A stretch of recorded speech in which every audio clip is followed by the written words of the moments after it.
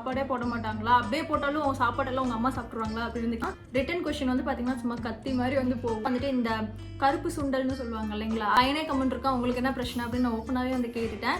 Hi tears, இன்னைக்கு வந்து பார்த்தீங்கன்னா வெயிட் கெயின் வீடியோ தான் நான் உங்களோட ஷேர் பண்ண போகிறேன். நிறைய பேர் வந்து பார்த்தீங்கன்னா கேட்டுகிட்டே இருந்தீங்க எப்படிக்கா வெயிட் ஏறினீங்க அப்படின்ட்டு. ஸோ பார்த்துடலாம்.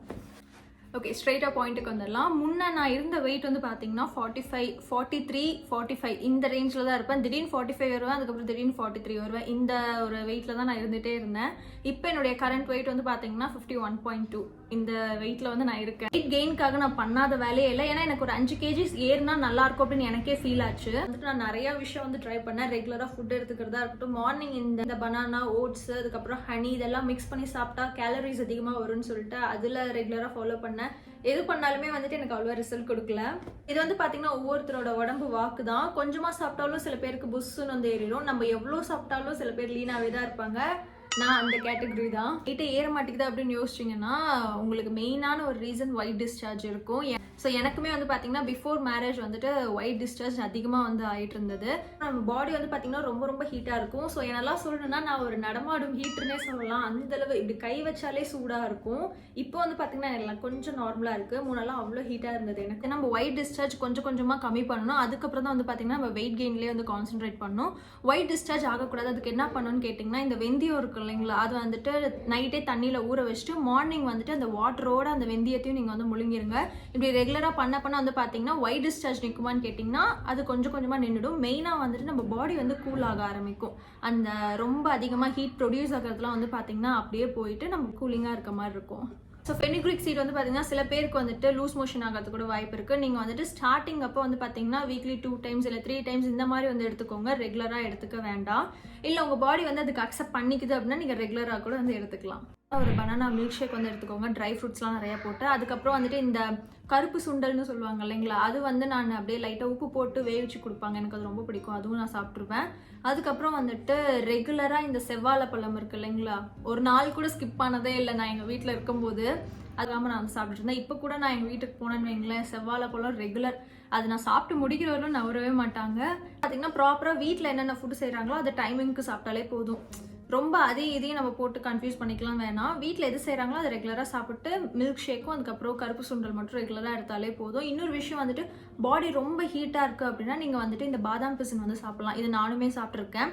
தெரியாதவங்களுக்கு வந்து பார்த்தீங்கன்னா நான் எங்கள் பிக்சர் வந்து ஆட் பண்ணுறேன். இது வந்து நீங்கள் சும்மா ஒரு கல் இல்லை 2 கல் மட்டும் போட்டால் போதும். போட்டு தண்ணி ஊற்றிட்டு மார்னிங் எழுந்து பார்த்தீங்கன்னா அது நல்லா இவ்வளோ வந்துருக்கும். நீங்கள் 1-2 போட்டாலே வந்து இவ்வளோ வந்துடும். அதை வந்து நீங்கள் பாலில் மிக்ஸ் பண்ணி சாப்பிட்றதா இல்லை வெறுனா கூட சாப்பிட்லாம். வெறுனா சாப்பிட்டாலும் டேஸ்ட்டாக தான் இருக்கும். நான் வந்து எனக்கு வந்து பார்த்தீங்கன்னா இந்த பசும்பால் இருக்கு இல்லைங்களா, அதில் மிக்ஸ் பண்ணி கொடுப்பாங்க. பாடி ஹீட் வந்து ரெடியூஸ் ஆகணும் அப்படின்ட்டு. ஏன்னா அந்த டைமில் நமக்கு நிறைய ஒயிட் டிஸ்சார்ஜ் இருந்தப்போ இது வந்து நான் எடுத்துக்கிட்டேன். கொஞ்சமாக வந்து பார்த்தீங்கன்னா ஒயிட் டிஸ்சார்ஜும் வந்துட்டு ஸ்டாப் ஆக ஆரம்பிச்சிடுச்சு. ஸோ நம்மள மாதிரி யாராச்சும் லீனாக இருந்துட்டாலே போதும். நிறைய பேர் வந்து பார்த்தீங்கன்னா நீ ஏன் ஒல்லியாகவே இருக்க, உங்கள் வீட்டில் சாப்பாடே போட மாட்டாங்களா, அப்படியே போட்டாலும் சாப்பாடெல்லாம் உங்கள் அம்மா சாப்பிட்ருவாங்களா அப்படின்னு கேட்பாங்க. அறிவாளித்தனமாக கேட்குறேன் அப்படின்னு நினச்சிட்டு லூசுத்தனமாக கொஸ்டின்ஸ் வந்து கேட்டுட்டு இருப்பாங்க. இதெல்லாம் நீங்கள் காதிலே வந்து போட்டுக்காது. ஸோ நான் வந்து உங்களுக்கு அட்வைஸ்லாம் கொடுக்கவே விரும்பல. உங்களை யாராச்சும் பார்த்துட்டு ஏன் ஒல்லியாக இருக்கா அப்படின்னு கேட்டாங்கன்னா ஒரே ஒரு ஆன்சர் பண்ணிடுங்க, எனக்கு இப்படி இருக்க பிடிச்சிருக்கு, நான் இருக்கேன் அப்படின்ட்டு. சீரியஸ்லி சொல்கிறேன், எனக்கு லீனாக இருக்கிறது ரொம்பவே பிடிச்சிருந்தது பர்சனலாக. என்கிட்ட யாராச்சும் கொஸ்டின்ஸ் கேட்டாலுமே கூட நான் வந்து பார்த்தீங்கன்னா எனக்கு பிடிச்சிருக்கு, நான் இப்படி இருக்கேன் அப்படின்னா அவங்களுக்கு அப்படியே நோஸ் கட் பண்ண மாதிரி இருக்கும். அடுத்த கொஸ்டின் வந்து பார்த்தீங்கன்னா கேட்கவே மாட்டாங்க. ஓகே இவளுக்கே பிடிச்சிருக்கா, நல்லா அப்படி இருக்கா அப்படின்ட்டு விட்டு போயிடுவாங்க.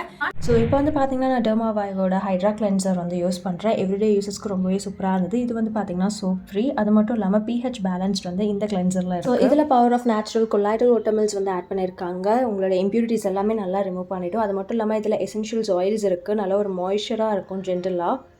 ஸோ பர்சனலாக எனக்கு இந்த ஃபேஸ் வாஷ் வந்து ஜென்டலாக தான் இருந்தது. உங்களுக்கு வந்து பார்த்தீங்கன்னா ட்ரை அவுட் பண்ணிவிடும் வித்தவுட் ஹார்ஷாக இல்லாமல். அது மட்டும் இல்லாமல் இதில் என்ரிச்ட் வித் சோடியம் PCA வந்து ஆட் பண்ணியிருக்காங்க. டீப்பாக வந்து பார்த்தீங்கன்னா கிளென்ஸ் பண்ணும், ஹைட்ரேட்டாகவும் வச்சுக்கும். அது மட்டும் இல்லாமல் ஃபீலிங் லைக் சாஃப்ட் அண்ட் சப்பிளாக இருக்கும். இந்த ஃபேஸ் வாஷ் கண்டிப்பாக வந்து ட்ரை பண்ணி பாருங்கள். நியூட்ரிடம் வெப்சைட்டில் இந்த ஃபேஸ் வாஷ் அவைலபிளாக இருக்குது. Amazon Nykaa அவைலபிளாக இருக்குது. டிஸ்கிரிப்ஷனில் லிங்க் கொடுக்குறேன், கண்டிப்பாக செக் அவுட் பண்ணி பாருங்கள். ஃபர்ஸ்ட்லாம் வந்து யோசிப்பேன், ஏன்டா நம்மளே பார்த்தா மட்டும் இப்படியெல்லாம் கேட்குறாங்க அப்படின்ட்டு. ஹானஸ்ட்டாக சொல்லணும்னா லீனாக இருக்கவங்களுக்கு தான் வந்து ஸ்ட்ரென்த் அதிகமாகவே இருக்கும். நமக்கு வந்து பார்த்தீங்கன்னா போன் ஸ்ட்ரென்த் அதிகமாக இருக்கும். அவங்களுக்கு வந்து வெளியே இருந்து பார்க்குறவங்களுக்கு எதுவுமே தெரியாது. இப்போ எனக்கு ஒரு 5 பாக்ஸ் கொடுத்து தூக்கு அப்படின்னா கூட நான் தூக்கிட்டு வந்துடுவேன். கீழேருந்து குடுகுடுன்னு ஸ்டெப்ஸ் ஏறி 5 வாட்டி ஏறி இறங்குனா கூட நான் இறங்கிடுவேன். பட் அவங்களால வந்து அது முடியாது. ஸோ லீனாக இருக்கீங்க அப்படின்னா நீங்கள் வந்துட்டு உங்களுக்கு அது ஒரு நோய், உங்களால் எதுவுமே பண்ண முடியாது அப்படின்னு நினச்சிங்கன்னா அது ரொம்ப ரொம்ப தப்பு. மற்றவங்க சொல்கிறாங்க, ரிலேட்டிவ் சொல்கிறாங்க, நம்ம வந்துட்டு கொஞ்சம் குண்டானா தான் நல்லா இருப்போமோ அப்படின்ற ஒரு தாட் இருந்தால் அது வந்து மைண்ட்லேருந்து எரேஸ் பண்ணிடுங்க. உங்களுக்காக தோணும் மனசில், ஓகே அந்த ப்ராசஸில் வந்து இறங்குங்க. அதர்வைஸ் மற்றவங்க சொல்லிட்டாங்கன்றதுக்காக நீங்கள் எந்த ஒரு விஷயமும் உங்களுக்குன்னு சேஞ்ச் பண்ணிக்கணுன்ற அவசியமே இல்லை. அதே மாதிரி வந்து பார்த்தீங்கன்னா எல்லாருக்குமே நம்மளை பிடிக்கணும் அப்படின்ற அவசியமும் இல்லை. இந்த 1.5 இயர்ஸாகவே வந்துட்டு அந்த ஒரு மில்க் ஷேக் குடிச்சிட்டு இருக்கேன் அப்படின்னு சொன்னேன். நான் ஷார்ட்ஸ் வீடியோவில் கூட வந்து போட்டிருப்பேன் அது எப்படி செய்யணும் அப்படின்ட்டு, லிங்க் கீழே கொடுக்குறேன், செக் பண்ணி பார்த்துக்கோங்க. ஸோ அந்த மில்க் ஷேக் வந்து நான் ரெகுலராக வந்து எடுத்துகிட்டு இருந்தேன். எனக்கு வந்து அது எடுக்கும்போது வந்து பார்த்தீங்கன்னா வெயிட் லாஸ் ஆகாமல் இருந்தது. இருக்கிற வெயிட்டை வந்து கொஞ்சம் நல்லா மெயின்டைன் பண்ணிட்டு இருந்தது. ஸ்கின்னுமே நல்லாவே இருந்தது. எனக்கு ஹேர் ஃபால் இஷ்யூஸுமே இல்லை. ஏன்னா அதில் நிறையா வந்து பார்த்தீங்கன்னா நம்ம நட்ஸ் வந்து போடுறோம். உங்ககிட்ட இருக்க ஸ்ட்ரெஸ்ஸை வந்து கம்மி பண்ணிக்கோங்க. ஏன் வெயிட் ஏறல அப்படின்னு நீங்களே வந்து ஸ்ட்ரெஸ் ஆகிட்டே இருக்க வேணாம். ஏறுறப்ப ஏறட்டும் அப்படின்ட்டு ஃப்ரீயாக விட்டுருங்க. ஏன்னா நானுமே ஒரு காலத்தில் வந்துட்டு ஏன்னா இந்த 5 kgs வந்து ஏறணும் அப்படின்ற ஒரு மைண்ட் செட்டில் இருந்தப்போ ஏன் நம்ம இவ்வளோ சாப்பிட்றோம், ஏறவே மாட்டேங்குதுன்னு இருந்தேன். அதுக்கப்புறம் ஒரு கட்டத்தில் வந்து பார்த்தீங்கன்னா நானே விட்டுட்டேன், போ ஏறுறப்ப ஏறட்டும் அப்படின்ட்டு. இப்போ வந்து பார்த்தீங்கன்னா மந்த்லேயே வந்து பார்த்தீங்கன்னா டக்குன்னு வந்து 5 kgs வந்து ஏறிடுச்சு. அதுக்கு ஒரு ரீசன் வந்து பார்த்தீங்கன்னா ஸ்ட்ரெஸ் இல்லை, ஹாப்பினஸ். ஸோ நம்ம எந்த அளவு ஹாப்பியாக இருக்கோமோ அந்த அளவு வந்து பார்த்தீங்கன்னா நம்ம பாடியும் கொஞ்சம் வந்து ஹெல்த்தியாகவே இருக்கும். ஃபுட்டு வந்து நம்ம டைமுக்கு சாப்பிடணும்னு சொல்லுவாங்க இல்லைங்களா, அது வந்துட்டு நான் முன்னெல்லாம் வந்துட்டு அட போங்கயா அப்படின்ட்டு இருந்தேன். ஆனால் இப்போ வந்து நான் ரியலைஸ் பண்ணுறேன், ஓகே அந்த ஒரு ப்ராப்பரான அந்த ஒரு டைமிங்குள்ளே சாப்பிட்றப்ப தான் வந்து பார்த்தீங்கன்னா நல்ல ஒரு டிஃப்ரென்ஸ் வந்து தெரியும். ரெகுலராக வீட்டில் சொல்கிற இட்லி, தோசை, அதுக்கப்புறம் சப்பாத்தி இந்த மாதிரி தான் நான் வந்து எடுத்துக்கிட்டேன். ஸோ மெயினாக வந்து பார்த்தீங்கன்னா மில்க் ஷேக் வந்து நான் ரெகுலராக எடுத்துகிட்டு இருந்தேன். சில பேருக்கு வந்து அது 3 monthsலேயே டிஃப்ரென்ஸ் வந்து கொடுத்துரும். சில பேருக்கு வந்து பார்த்தீங்கன்னா கொஞ்சம் 6 months டைம் எடுக்கும். எனக்குலாம் வந்து பார்த்தீங்கன்னா மில்க் ஷேக் குடிச்சு ரொம்ப டைம் எடுத்து தான் இப்போ கொஞ்சம் வெயிட் கெயின் ஆகியிருக்கு. நான் எய்ம் பண்ணது 5 kg தான், 50 மட்டும் இருந்தால் போதும் அப்படின்ட்டு இப்போ 51.2 இருக்கேன். இதுவே கரெக்டாக மெயின்டைன் பண்ணால் போதும் அப்படின்னு தான் எனக்கு இருக்குது. இதுக்கு மேலே வந்துட்டு எனக்கு வெயிட் ஏறணும் அப்படின்ற ஒரு தாட் எனக்கு இல்லை. என்னை யாராச்சும் பார்த்து இன்னும் கொஞ்சம் நீ வெயிட் போடலாம் இல்லமா அப்படின்னு கேட்டால் நான் டேரெக்டாக சொல்லிடுவேன், எனக்கு இது பிடிச்சிருக்கு, நான் இப்படியே இருந்துக்கிறேன் அப்படின்ட்டு.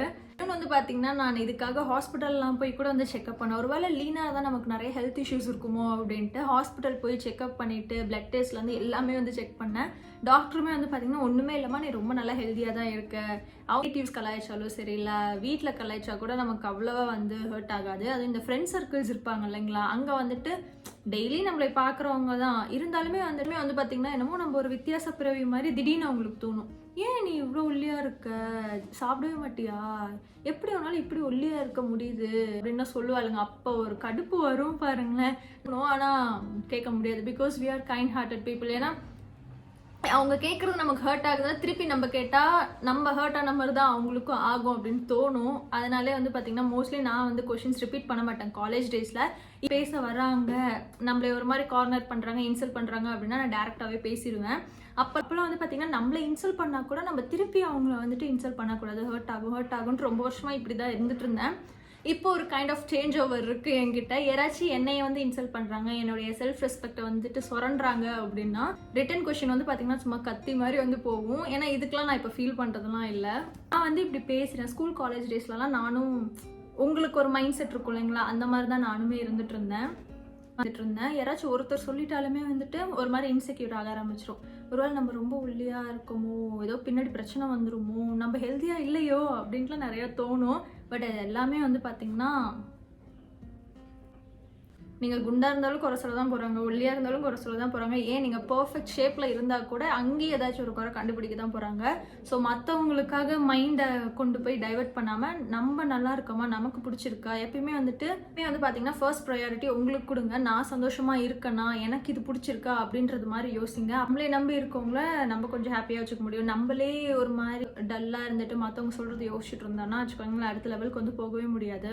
உங்ககிட்ட அக்கறையில் பேசுகிறதுக்கும் மட்டன் தட்டி பேசுகிறதுக்கும் நிறைய வித்தியாசம் இருக்கும். அது நல்லா நமக்கே வந்து ரியலைஸ் ஆகும். அப்போ இன்சல்ட் பண்ணுறாங்க அப்படின்னு உங்களுக்கு ஃபீல் ஆச்சுன்னா திருப்பி கொஷின்ஸ் கேட்கறதுக்கு தைரியமாக கேளுங்க. அதுக்கெல்லாம் தயக்கப்பட்டுலாம் இருக்காதிங்க. சும்மா கத்தி மாதிரி வந்து பார்த்தீங்கன்னா திருப்பி நீங்கள் கேட்குற கொஷின்லாம் அவங்க அடுத்து பேசவே கூடாது. அந்த மாதிரி வந்து இருக்கணும். பர்சனலாக என்ன எடுத்துக்கிட்டிங்கன்னா எனக்கு இந்த மாதிரி அன்பாலாம் சொன்னாங்கன்னு வைங்களேன், அப்படியே வந்து நான் கேட்டுப்பேன். அது அப்படியே நமக்கு ஃபீல் ஆக ஆரம்பிச்சிடும். ஓகே இவங்க ரியலாக இருக்காங்க, இவங்க ஃபேக்காக இருக்காங்க அப்படின்ட்டு நல்லாவே ஃபீல் ஆக ஆரம்பிச்சிடும். இதே அதிகார தோரணையில் பண்ணாங்கன்னு வைங்களேன், சிம்பிள். பார்த்தீங்கன்னா ரியாக்டும் பண்ண மாட்டேன், பேச்சுவார்த்தையும் வச்சுக்க மாட்டேன், அந்த பிளேஸ்ல இருக்கணும்னு நான் வந்து விரும்பவே மாட்டேன். டியூஸ்லேயே வந்துட்டு ஏன் இன்னும் வெயிட் ஏறல, கல்யாணம் வேறு நெருங்கிக்கிட்டே வருது அப்படின்றதுல இந்த ப்ரெஷரில் வந்து பார்த்தீங்கன்னா பையனே கமெண்ட் இருக்கா, உங்களுக்கு என்ன பிரச்சனை அப்படின்னு நான் ஓப்பனாகவே வந்து கேட்டுட்டேன். ஏன்னா அது ஒரு இந்த மாதிரி வேர்ட்ஸ்லாம் வந்து பார்த்தீங்கன்னா அந்த ஒரு எண்டு போகும்போது தான் நமக்கு வரும். ஸ்டார்டிங்கில் எடுத்தோன்னா நம்ம இந்த மாதிரி பேசுகிற ஆள் யாருமே கிடையாது. கேட்டு கேட்டு கேட்டு கேட்டு ஒரு கட்டத்தில் வெறுத்து போயிடும் இல்லைங்களா, அப்போ தான் நம்ம இந்த மாதிரி பேசவே ஆரம்பிப்போம்.